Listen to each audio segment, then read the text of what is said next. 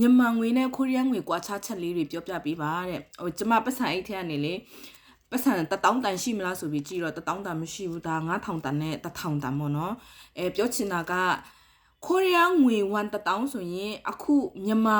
ကျပ်ကကြတော့29000လောက်ရှိမယ်အခုဈေးပေါ့နော်ဈေးကအတက်အကျရှိပါတယ်အရင်ဈေးတက်တယ်ဆိုရင်တော့3000လောက်ရှိတယ်1000ဆိုရင်ကျပ်3000လောက်ရှိတယ်ပေါ့နော်အခုဈေးနဲ့ဆိုရင်တော့29000လောက်ရှိတယ်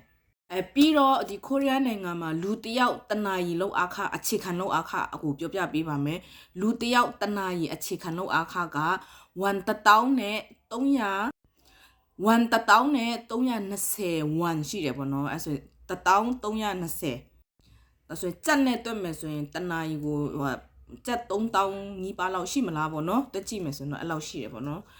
အဲ့လိုရှိပါတယ်ဒါပေမဲ့ဒီကိုရီးယားမှာကဒီသမင်းတပွဲကို1000လောက်ပေးရတယ်ဆိုင်မှာတွားစားမယ်ဆိုရင်သမင်းတပွဲ1000အခြေခံပေါ့နော်အဲ့ထက်ဈေးပေါ်တာလည်းရှိတယ်အဲ့ထက်ဈေးကြီးတာလည်းရှိတယ်အခြေခံကတော့သမင်းတပွဲကို1000ရှိပါတယ်